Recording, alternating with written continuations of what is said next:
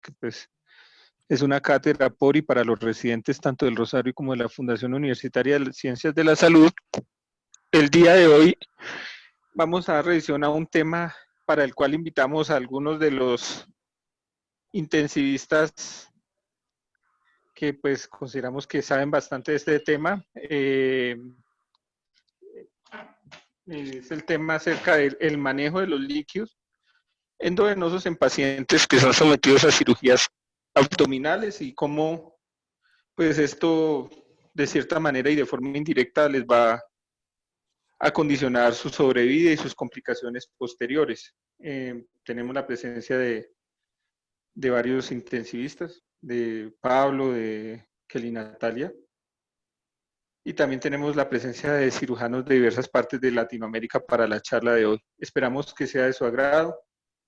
Las expositoras del día de hoy son Daniela Mendoza y María Camila, que pues es la residente, son las dos residentes de la FUCS en este momento que nos van a exponer el tema. Daniela es residente de primer año y Camila residente de segundo año. Esperamos el tema sea de su agrado y esperamos pues muchos aportes para complementar el tema y sobre todo para ver los puntos de vista de quienes en algún momento defienden un manejo un poco más restrictivo de los líquidos en este tipo de pacientes versus quienes defienden pues un manejo un poco más liberal, incluso un manejo no restrictivo de los líquidos en estos pacientes, en sus posoperatorios y en sus preoperatorios.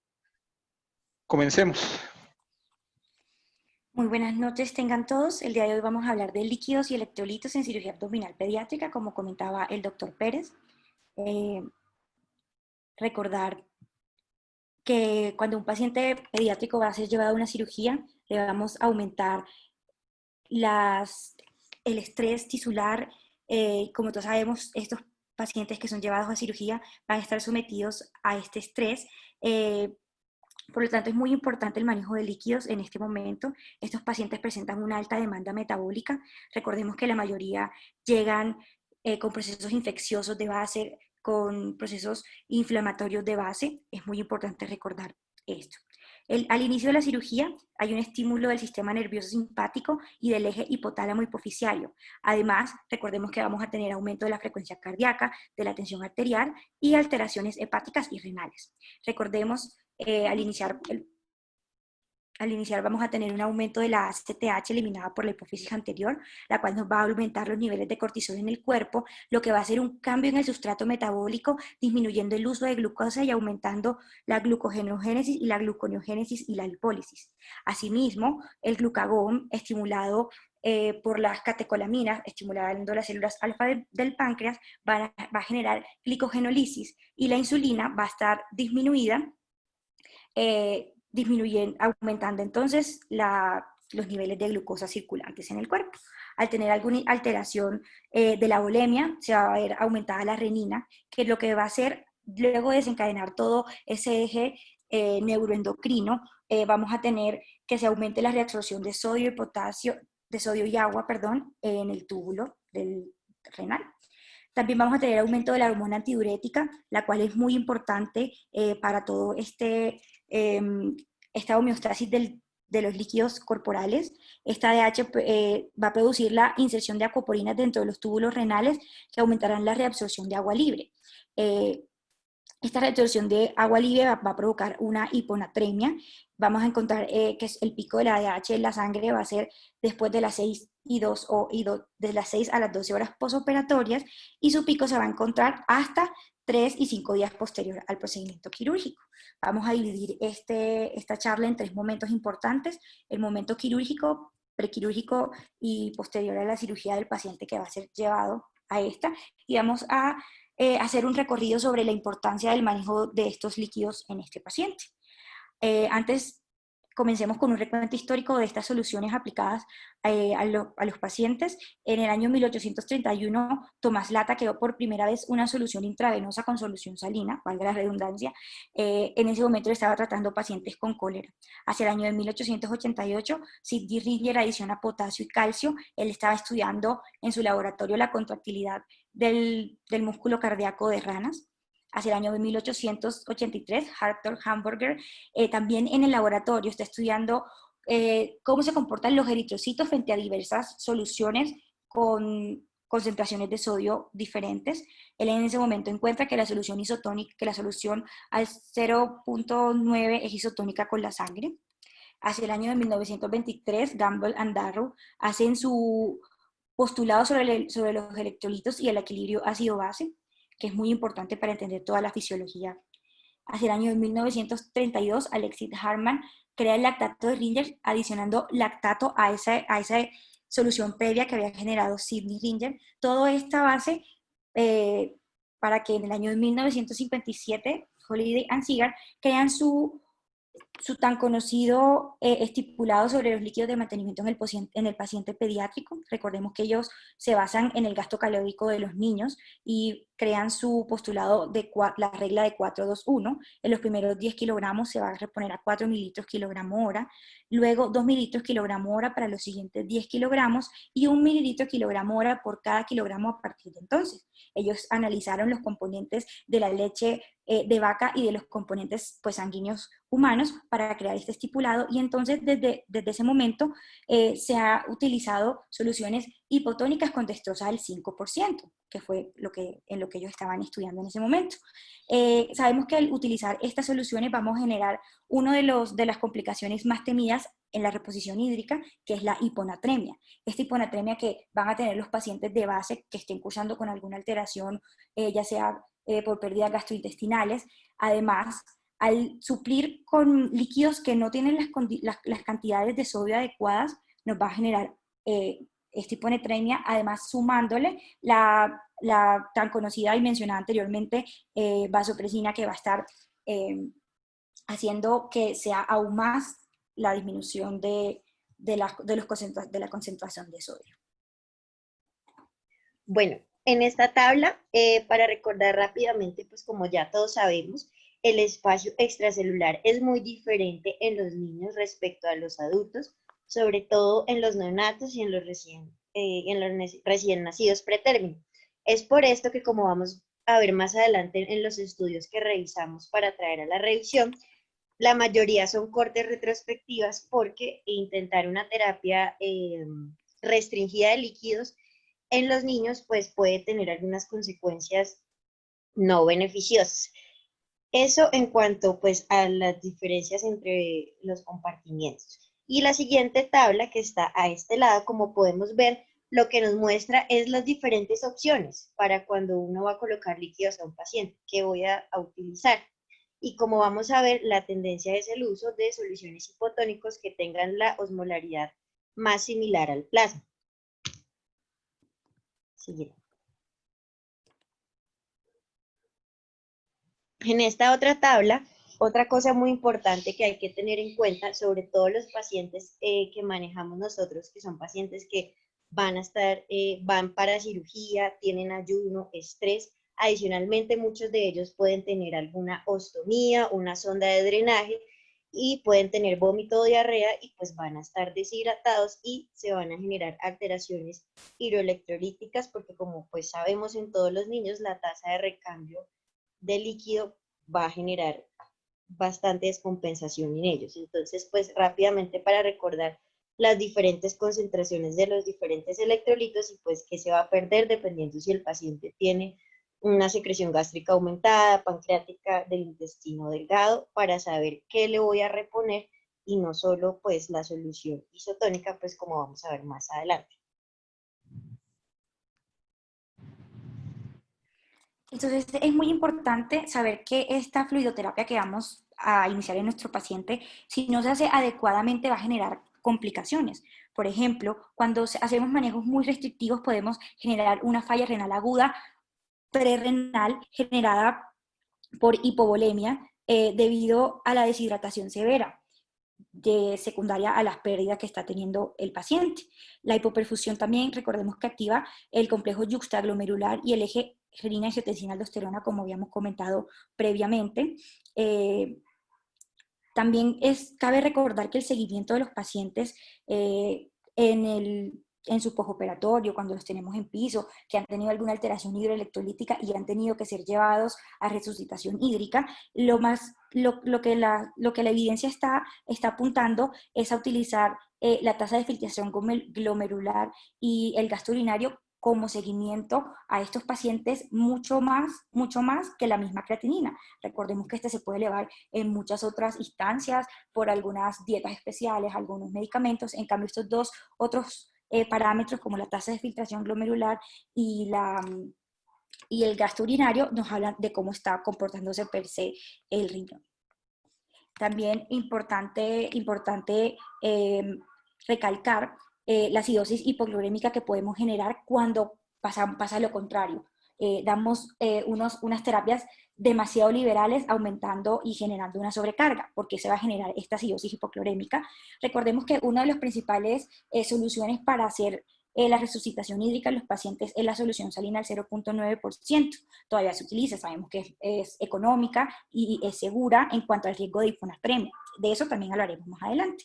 Sin embargo, esta solución contiene mucho porcentaje de cloruros y no tiene un buffer, no tiene lactatos que nos pueda ayudar a un balance adecuado, lo que nos va a generar una acidosis hiperclorémica cuando generemos una sobrecarga por este mismo. De igual forma, podemos generar iatrogénicamente un edema pulmonar.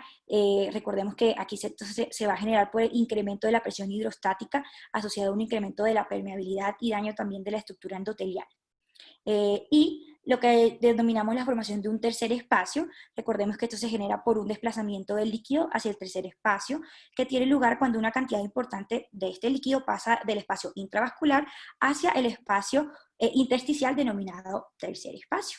También se aumenta cuando tenemos una sobrecarga hídrica. Entonces nos genera la duda, al tener un paciente pediátrico al que tenemos que darle manejo hídrico, ¿qué tipo de solución es la mejor para usar? Nos basamos aquí en este estudio, en esta revisión sistemática de la literatura que realiza Cochrane en el año de 2013 a 2014, en diversas páginas, además de que se buscó en Cochrane, en otros buscadores como Medline, Embase, ACIS-Web. Aquí se incluyeron ensayos controlados, aleatorizados, que compararon los líquidos isotónicos que ellos toman como líquidos con sodio entre 125 y 160 versus los hipotónicos con un sodio menor a 125 para la rehidratación de pacientes pediátricos en diferentes estancias, tanto manejo clínico, pacientes quirúrgicos. Traemos a colación en este momento los pacientes que son llevados a procedimientos quirúrgicos. Ellos querían mirar la asociación de estos dos tipos de fluidos, cuáles generaban mayor hiponatremia como principal comorbilidad y de igual forma mirar asociada a esta cualquier otra complicación. Ellos encuentran que en estos pacientes pediátricos vamos a tener un RR de 0.48, o sea, tenemos un 48% menos posibilidad de tener hiponatremia al ser tratados con líquidos isotónicos versus hipotónicos, lo cual vamos a ver explicado mejor acá en este diagrama de Forest Plot, donde vemos que el total de los estudios, la sumatoria de ellos, sigue inclinándose hacia los estudios isotónicos con un RR de 0.48, que tiene una adecuada significancia estadística. Además, hay dos estudios que vale la pena recalcar, el Neville del 2010 y el Chong del 2011, los cuales también tienen un adecuado valor estadístico que se inclina hacia los líquidos isotónicos. De igual forma, importante comentar pacientes que de base son normonatrémicos, cómo se comportan frente a estos dos tipos de soluciones, pensando en aquel paciente que va a ser llevado a una cirugía electiva que no tiene ninguna alteración de base. Vemos cómo también la sumatoria de todos estos estudios se inclina hacia los líquidos isotónicos con un RR de 0.49. Entonces, tenemos que estos pacientes van a tener un 49% menos posibilidad de hacer hiponatremia si son tratados con líquidos isotónicos versus hipotónicos.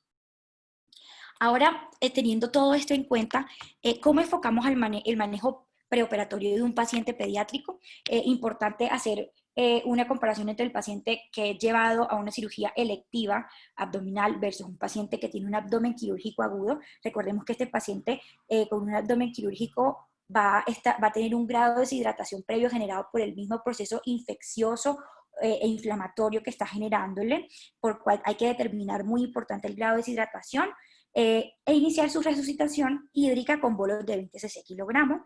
En este caso, como vimos anteriormente, preferiblemente con líquidos isotónicos. Muy importante recordar que en los neonatos además hay que anexar dextrosa que tengan glucosa para evitar la hipoglicemia.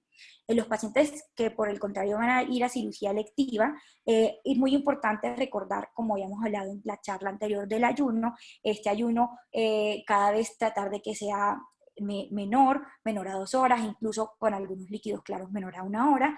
Esto nos va a ayudar a tener un paciente hidratado, colaborador y con menor riesgo de cetoacidosis. De igual forma, hay que tener en cuenta ciertas enfermedades, por ejemplo las enfermedades metabólicas y mitocondriales, que van a tener menor tolerancia a esas alteraciones. De igual forma, cuando un paciente va a ser llevado a un procedimiento quirúrgico, nos toca estimar qué pérdidas podría tener este paciente secundarias al mismo procedimiento quirúrgico. Vamos a tener entonces que procedimientos como una herniorrafia inguinal nos va a generar poca pérdida, por ende la reposición de esas posibles pérdidas se calcularían a 1 a 2 mililitros kilogramo por hora. Una moderada pérdida como una colecistectomía de 4 a 7, pérdidas grandes como una resección intestinal, en este caso selectiva, sin ningún factor estresante de base, tendría una reposición de 6 a 10 mililitros kilogramo hora, y para una cirugía abdominal mayor de 10 a 15 mililitros kilogramo hora son las recomendaciones para tener en cuenta.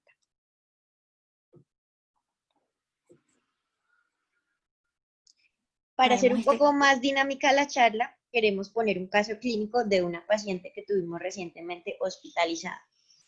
Entonces, se trata de una paciente femenina de 2 años de edad. Ella se encontraba en un posoperatorio de una apendicectomía más drenaje de pelviperitonitis por una apendicitis perforada. Estaba en la unidad de cuidados intensivos para su vigilancia en su posoperatorio en el momento. No estaba con requerimiento de soporte vasopresor ni ventilatorio.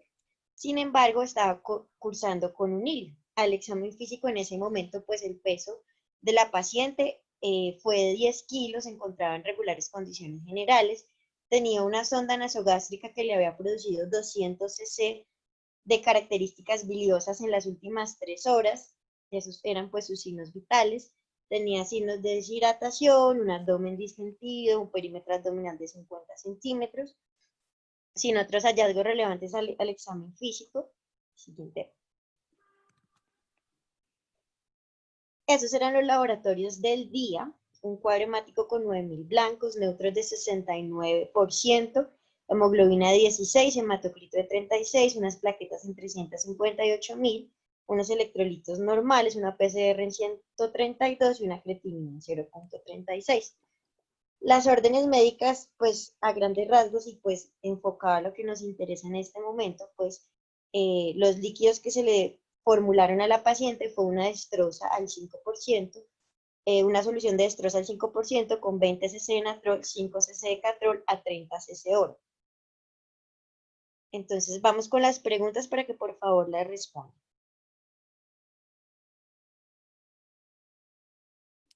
Primera pregunta, ¿considera usted que este es un adecuado manejo de los líquidos para este paciente?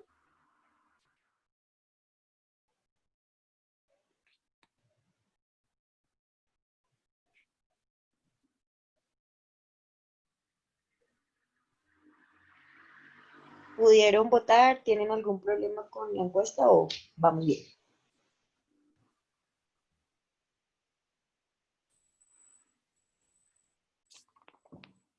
Muy bien, vemos que el 75% de los asistentes contesta que no, a lo cual nosotros también estamos bastante de acuerdo. Recordemos que esta paciente está teniendo pérdidas por sonda nasogástrica, tiene una deshidratación de base y probablemente 30 cc hora se esté quedando corto en esta paciente. Continuemos Sí. la siguiente pregunta.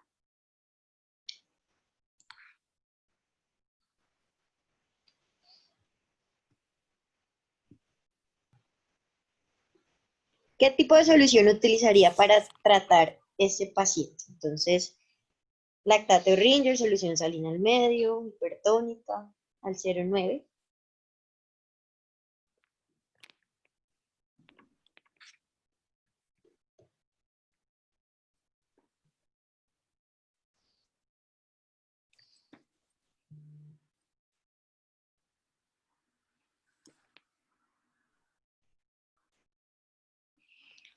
Muy bien, 86% de los participantes comentaron que el lactato de Ringer. Nosotros también nos enfocamos hacia esa respuesta, dado las concentraciones de electrolitos que este tiene, se hace ideal para reponer las pérdidas que tiene esta paciente para manejar sus líquidos de base. Bueno, y la última.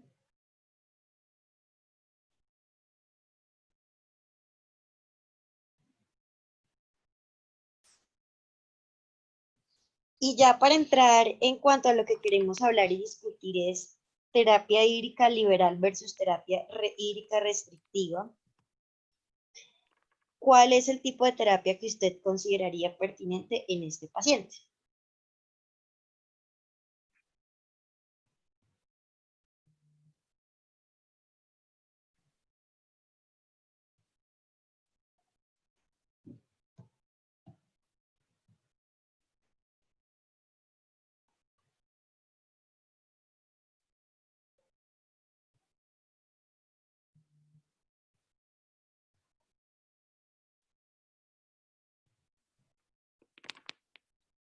Listo, veamos cómo nos fue. En respuesta. La tendencia del público es a una tendencia hídrica liberal versus restrictivamente liberal. Ya vamos a entrar a fondo sobre esto. Y este caso lo quisimos presentar porque muchas veces los pacientes no tienen un adecuado manejo de los líquidos y es de las cosas más importantes y más fundamentales en nuestros pacientes en sus posoperatorios porque sobre todo en los niños puede tener consecuencias muy graves, pueden presentar alteraciones a nivel como falla renal, alteraciones hidroelectrolíticas graves que van a pues obviamente empeorar todos los desenlaces del posoperatorio, mayor mortalidad, pues incluso estos pacientes pueden complicarse y pueden morirse. Entonces, pues la idea de este caso clínico es poner esto en ejemplo y, y empezar a hacer un mejor manejo y un uso más juicioso de los líquidos en nuestros pacientes, más cuidadoso y más estricto. Siguiente diapositiva. Entonces, ¿por qué se empezó a hablar de una terapia hídrica restrictiva o una terapia liberal? Como sabemos, hace varios años existe ya un protocolo llamado ERAS, que es Enhanced Recovery After Surgery.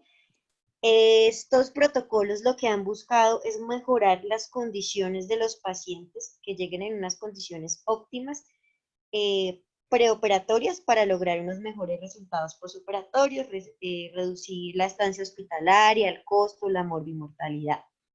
Y que todos los cirujanos a nivel mundial pues manejemos unas mismas pautas y pues nuestros pacientes sean finalmente los beneficiados.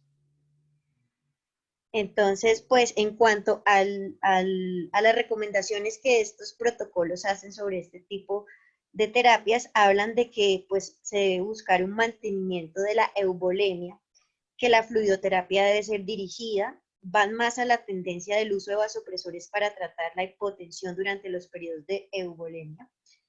Sobre todo, pues nos apoyamos también mucho con los anestesiólogos durante pues, la cirugía. Además, se han vuelto más flexibles en cuanto a la aceptación de la oliguria para prevenir la sobrecarga de líquidos.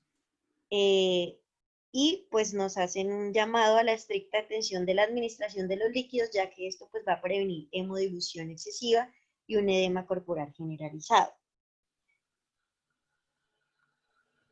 Entonces, pues, en base a esto se empezaron a hacer estudios, se empezó a cambiar y a cambiar el chip en cuanto al manejo de los líquidos y no ser tan liberales, no sobrecargarlos tanto, sino pues empezar a hacer una terapia dirigida y realmente qué tanto líquido necesita un paciente. Siguiente diapositiva. Y pues como ya dijimos, clásicamente todos lo que usamos pues es la terapia liberal de líquidos, buscando qué, cuáles son las ventajas o qué buscamos con esta terapia. Obviamente pues corregir el ayuno, la mayoría de estos pacientes pues van a estar en ayunas, otros déficits de líquidos cuando son pacientes que están con una sonda nasogástrica, que tienen aumentadas sus pérdidas insensibles, todos los cambios fisiológicos que se van a producir, que van a estar inducidos por la anestesia, la vasodilatación. Los pacientes pues nos van a sangrar en cirugía muchas veces. Entonces pues también se busca corregir todo esto, compensar la hemorragia y pues la acumulación de líquidos en un tercer espacio. Todo esto pues ¿qué va a buscar? Obviamente como objetivo mejorar el suministro de oxígeno tisular y mantener un buen gasto urinario. Todo esto se va a ver reflejado no solo pues como ya dijimos en una adecuada función renal, sino pues también en todos los procesos de cicatrización de heridas de los pacientes. También pues la terapia liberal se basa también en que muchos pacientes van a estar hipovolémicos o que la hipovolemia va a estar oculta hasta en un 60%, y pues que la restricción de los líquidos puede aumentar el riesgo de hipotensión y disminuir la perfusión renal y de otros órganos vitales, que puede generar una disfunción multisistémica. Como pues lo que ellos postulan es que la infusión excesiva de líquidos por vía intravenosa va a aumentar el riesgo de complicaciones pulmonares, lesión renal aguda, sepsis y retraso en el proceso de cicatrización de heridas por la formación de un tercer espacio. Entonces, pues vemos algunas ventajas, algunas desventajas en cuanto a una terapia más liberal versus una terapia más restrictiva. En base a todas estas hipótesis, pues empezamos a hacer la búsqueda de todos los estudios que hay, y en la población pediátrica realmente la evidencia para la práctica clínica es incierta. Ya vamos a hablar pues de cada uno de estos estudios. ¿Sí?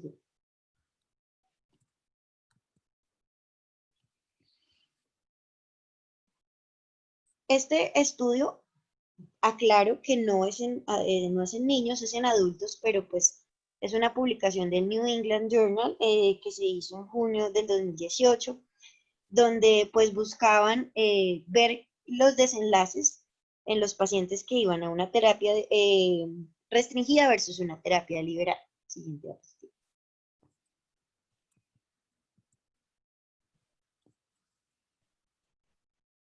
Entonces, en este estudio participaron pacientes de varios países: Australia, Canadá, Reino Unido, Estados Unidos, Nueva Zelanda, Italia, y dividieron una muestra ya teniendo en cuenta los criterios de inclusión y exclusión, 2.983 pacientes, 1.490 para tratamiento restrictivo, 1.493 tratamiento liberal. Esta es la forma como hicieron ese manejo de los líquidos.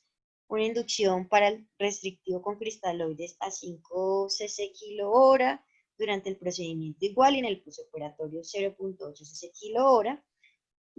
Mientras que en el otro grupo la inducción fue 10 cc kilo hora durante el procedimiento 8 cc kilo hora y en el postoperatorio 1.5 cc kilo hora. ¿Qué desenlaces encontraron ellos? Siguiente diapositiva.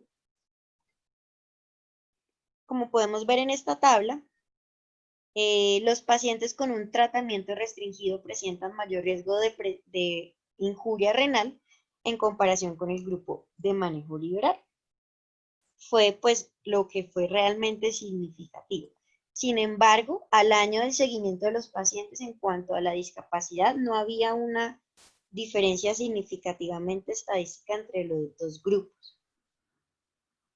Otros desenlaces que este estudio pues medía era la fuga anastomótica, el riesgo de infección del sitio operatorio, entre otras cosas, pues que no hay mayor diferencia.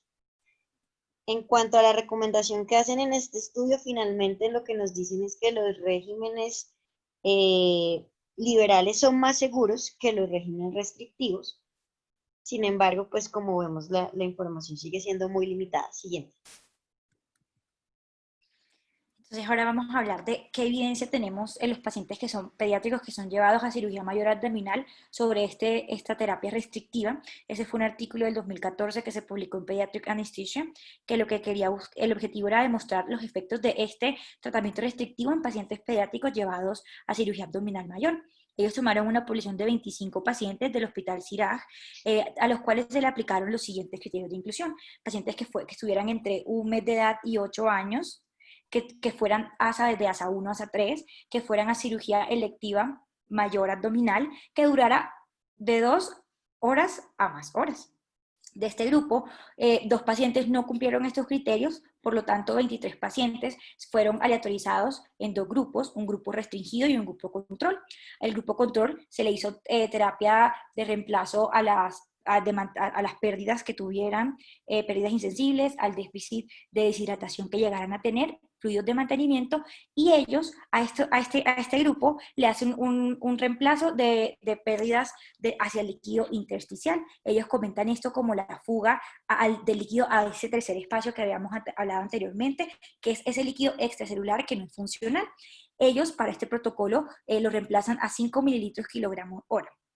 El grupo restrictivo, por su parte, solamente se le dieron líquidos de mantenimiento, se le calculó el déficit y de las pérdidas insensibles. Estos pacientes fueron monitorizados durante la cirugía y en el posoperatorio inmediato a ella. Sus signos vitales, medían cómo estaba la base exceso y el lactato en miras de buscar una posible isquemia. Y dentro de la cirugía y en todos estos momentos, si tenían alguna alteración de estos parámetros, se hacía un rescate con bolos de 5 cc kilogramo hora. Tristemente los resultados de este estudio no fueron concluyentes estadísticamente, sin embargo se encontró que los pacientes que son tratados con fluidos restringidos presentaban mayor taquicardia, se necesitaron más bolos de rescate en este grupo, la base exceso tendía a ser más negativa, sin embargo no era significativa, pero tendía a ser más negativa, y los niveles de lactato también eran más elevados en este grupo. Pues se comentan que se tuvieron unas limitantes, las cuales estaba la edad promedio de los pacientes de 23 a 34 meses de edad, una muestra pequeña, y como sabemos hay cambios en ese líquido extracelular en niños, digamos que su porcentaje con respecto a niños más grandes y adultos es diferente. De igual forma, el grupo restrictivo, la mayoría de los pacientes eran ASA 3 y el tiempo quirúrgico de estos pacientes fue mayor. Entonces, ellos concluyen que a pesar de que no fue estadísticamente significativo, los pacientes pediátricos llevados a procedimientos quirúrgicos abdominales no se benefician de estos manejos hídricos restrictivos y siempre es importante reponer esas pérdidas intersticiales.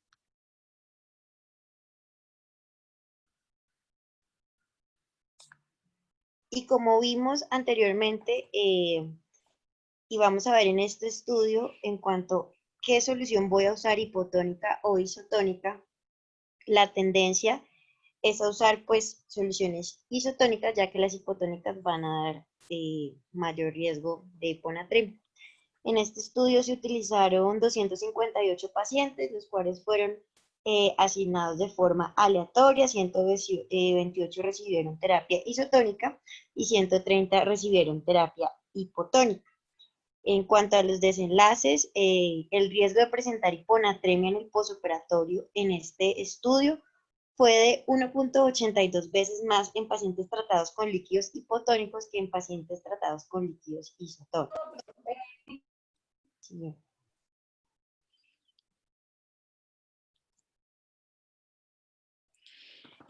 Para concluir nuestra charla, queremos que todos se lleven que utilizar soluciones isotónicas tiene mayor evidencia como primera elección para el manejo hídrico en estos pacientes pediátricos en miras de evitar la hiponatremia de la que hemos hablado. No se recomiendan entonces restricciones de líquidos en cirugía abdominal pediátrica, ya que en este momento no se tiene la adecuada significancia estadística, no tenemos estudios suficientes que nos hablen de esta, y siempre es necesario reemplazar el espacio intersticial en pacientes pediátricos sometidos a cirugía abdominal mayor.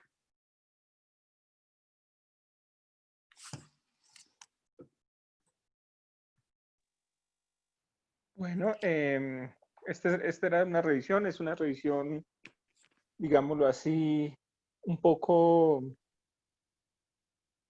a veces controversial, sobre todo pues con el manejo que por años y años en pediatría pues nos han enseñado a ser un poco más restringidos y sobre todo pues a ser muy, muy cuidadosos con el manejo de los líquidos.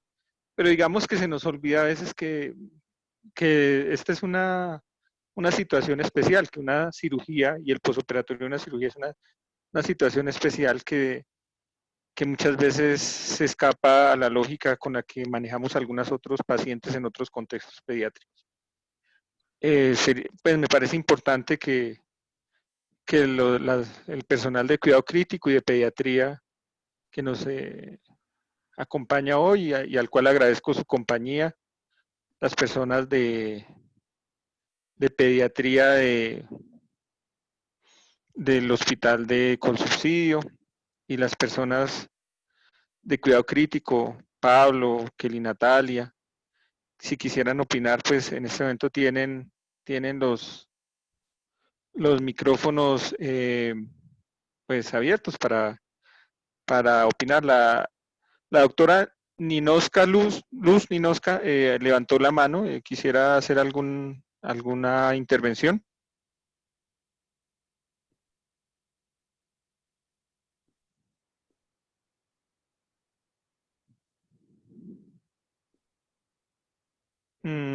La doctora Diana Solá, que tiene una pregunta. ¿Cuál sería la solución de elección específicamente para las primeras 24 horas posoperatorias?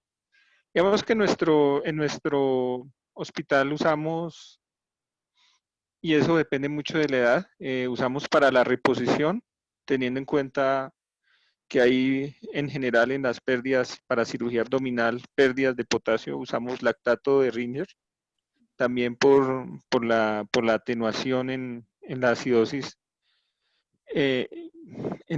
hiperclorémica y pues por el paso del lactato a nivel hepático, que ayuda como buffer.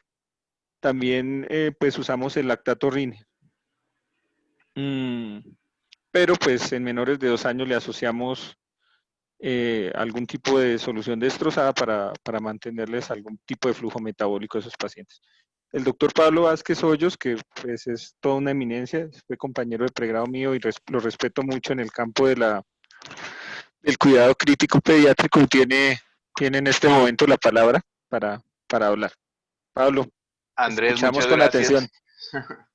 Andrés, muchas gracias. Pues ante todo, felicitaciones por la charla. Muy oportuno me parece que estén discutiendo este tema de los líquidos en pacientes posoperatorios quirúrgicos abdominales. En principio, digamos, no confundir una restricción de líquidos con no poner los líquidos que se necesitan. Digamos, el escenario que tenían en el caso clínico es un niño no que está siendo restringido, sino que está inapropiadamente manejado. Digamos que en principio uno debe reponer, si tiene deshidratación, la deshidratación, si está teniendo pérdidas activas, las pérdidas activas, y por lo menos el mantenimiento adicional. Donde está la gran discusión, bueno, los líquidos isotónicos, creo que eso ya es una cosa que debería ser generalizada. Ningún paciente, en ninguna circunstancia, ni siquiera los médicos hoy en día deberían tener líquidos hipotónicos porque no se asocian a ningún riesgo, y en cambio sí el riesgo de hiponatremia es alto. Entonces ahí no hay discusión. La pregunta de los líquidos balanceados, en principio no hay ningún beneficio de tener solución salina sobre usar soluciones balanceadas tipo lactato Ringer o los más elegantes como el Plasma Light. Entonces en este momento, digamos, tratamos de usar isotónicos balanceados. Obviamente si lo que tiene de solución salina está bien, digamos, el riesgo es un poco más teórico, no muy bien demostrado en población pediátrica aún. Mientras el riñón funcione bien, no debería tener mayores problemas. Y la gran discusión que me parece que es la que no hemos podido saldar, que es donde estaba el intento del estudio que mostraron que no alcanzó significancia estadística, tiene que ver con la discusión de cuando el paciente tiene un cuadro sistémico severo asociado al cuadro abdominal, una infección o digamos sepsis, donde hay alto riesgo de que haya pérdida de líquido intersticial. La pregunta es si uno debería reponer o no esa pérdida intersticial, además de la deshidratación, además de el cálculo de las pérdidas que esté perdiendo por la sonda, además de sus líquidos de mantenimiento. Ahí es donde está la duda importante. Hay grupos que sí lo hacen, grupos que no lo hacen. Y la pregunta siempre es 1 por kilo, 2 por kilo, 3 por kilo, 4 por kilo, 5 por kilo, porque en principio no todo el mundo pierde la misma cantidad de líquido intersticial y es muy difícil de medir. Entonces, digamos que en ese punto me parece que es donde está todavía la dificultad, y algunos grupos sí lo hacen y otros no lo hacen. y es donde creo que debería haber la investigación puntualmente en ese pedazo. Si ustedes ven el algoritmo original de cómo hacen el estudio, ellos son claros en que las pérdidas anteriores, las pérdidas actuales y el mantenimiento en los dos grupos se mantenía igual. La diferencia era reponer la pérdida intersticial. Y ahí creo que está, y no tengo una respuesta clara. Tengo compañeros que lo hacen, compañeros que no lo hacen, con desenlaces más o menos similares. Creo que en parte la dificultad está en determinar quién está inflamado y quién no. No es lo mismo un paciente que está en piso, en un posoperatorio de una apendicitis normal, a un paciente que está en UCI, con el abdomen abierto y todas las consecuencias que eso trae. Muchas gracias por la invitación, realmente muy interesante, y los felicito. Muchísimas gracias, Pablo. Muchas gracias por acompañarnos en estos temas. Estos temas a veces son un poco pues, espinosos, generan controversia. Quisiéramos llegar a muchos consensos, sobre todo para tratar de hablar el mismo idioma en los contextos en los que se quieran manejar estos, se deben manejar estos pacientes, y de esa manera darle una continuidad grande a los manejos, no solo en los líquidos, en los antibióticos, en muchas cosas que quisiéramos darle continuidad. El doctor Kasim levanta la mano para hacer una intervención. Tiene la palabra.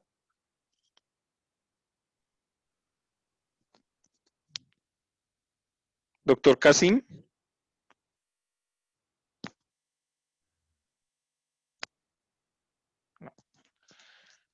Bueno, ¿alguien más quisiera hacer alguna intervención? Profe Chucho. Aló. ¿Aló? ¿Aló? Buenas. ¿Me escucha? Sí, tiene la palabra. Sí, se le escucha. Hola, doctor. Aló. Aló, lo escuchamos. Aló. Aló, lo escuchamos. Uf.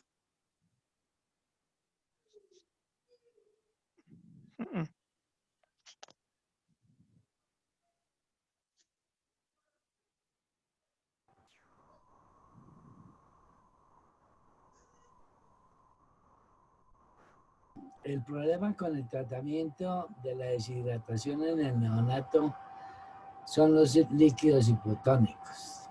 Eso es una costumbre, líquidos destrozados hipotónicos. Ahí nos demuestran que hay que usar líquidos isotónicos. Lo que ve uno en la experiencia es que se usa más solución salina que lactato de Ringer. Personalmente prefiero el lactato de Ringer. Y al lactato de Ringer lo puedo poner la glucosa, que eso es un problema grave, porque hacen hipoglicemia muy rápido. Le puedo uno poner 2 centímetros de glucosa de estroza al 10% por cada 100 centímetros de volumen. Y ahí le queda más o menos.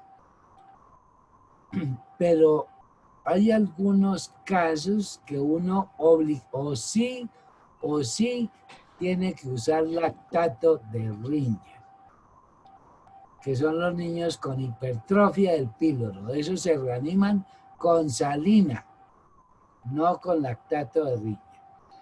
Otros casos son la hiperplasia suprarrenal congénita. También se reaniman con salina. Los diabéticos, que es muy raro encontrar un neonato diabético, pero sí lo hay, se reaniman con salina, no con lactato de Ringer. Y hay un síndrome que no me acuerdo el nombre, que pierden cloro por el riñón. Esos también se reaniman con salina. Soy muy liberal en el manejo de esos recién nacidos. Si el corazón se me fatiga, no tengo ningún problema en usar dopamina, lógicamente con el monitoreo adecuado de presión venosa, de los signos clínicos y de la diuresis, para usar lactato Ringer. Sobre todo en una enfermedad tan grave como es la enterocolitis. La enterocolitis es una respuesta inflamatoria sistémica que necesita muchos líquidos. Eso es lo que tenía que anotar. Muchísimas gracias. Profe Chucho, es muy importante lo que acaba de decir el profe Niño. Hay unos contextos especiales en cirugía pediátrica, sobre todo referentes a los pacientes con hipertrofia pilórica, en los cuales, de cierta forma, la teoría de Stuart acerca de la diferencia de iones fuertes se hace más patente con esa alcalosis hipoclorémica que les da por el exceso de vómito y la depresión de sodio que tienen, asociado a la disminución en, en el manejo de su potasio, que hace que el lactato sea bastante peligroso en estos pacientes, razón por la cual pues uno se decanta por la solución salina dándole un flujo metabólico para reponer el flujo metabólico de la destroza mientras le hace la reposición. Estos pacientes son bastante, digámoslo así, celosos en el manejo de su reposición electrolítica. Y de cierta forma, una cirugía que pudiera ser exitosa desde lo técnico puede volverse bastante compleja desde su manejo si no se saben manejar los líquidos de estos pacientes. Entonces, me parece muy importante esa exposición. ¿Alguien más quisiera hacer alguna intervención acerca del tema que estamos tratando? ¿Alguien de pediatría? Diana González, pediatra de la clínica infantil, quisiera hablar. Tiene la palabra, tiene el micrófono para ella.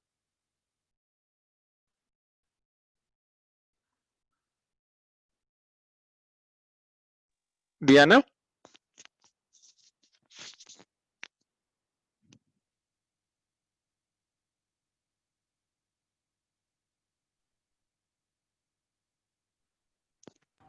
Diana, prenda el micrófono.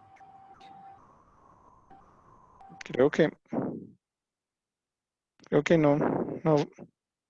no prendió el micrófono. ¿Alguien más quisiera hacer alguna intervención?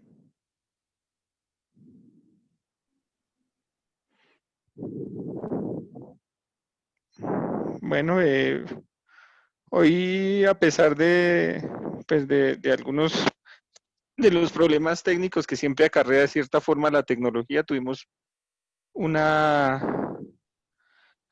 es? Una afluencia de público bastante buena. Agradezco mucho que hayan asistido las personas que en conjunto con nosotros se encargan de la parte clínica de nuestros pacientes en la clínica, la doctora Aura Coy, la doctora Diana González. Y también agradezco mucho la presencia de nuestros compañeros de cuidado crítico, pues que son conocedores a fondo de este tema. Les agradecemos mucho. Y también pues de todos los cirujanos de Latinoamérica. Veo que algunos que ya son conocidos aquí en nuestra charla nos acompañan el día de hoy. Estos temas básicos son muy importantes para la formación integral de nuestros residentes, ya que pues como tratamos de enseñarle a nuestros residentes, pues no son solo unos técnicos que operan, sino son unos médicos que hacen un manejo integral del paciente quirúrgico y tratamos de dejar como esa impronta en nuestros residentes. Y parte de que se logre esto, pues es recalcar estos temas. Esperamos que haya sido la charla de su agrado. El próximo jueves a las 8 de la noche vamos a tener una charla un poco más técnica, es acerca del abordaje inicial de los tumores de páncreas en la población pediátrica, con respecto a un caso pues que en este momento estamos manejando y que nos gustaría compartir con ustedes este caso que pues puede ser de bastante enseñanza didáctica para el grupo de cirujanos.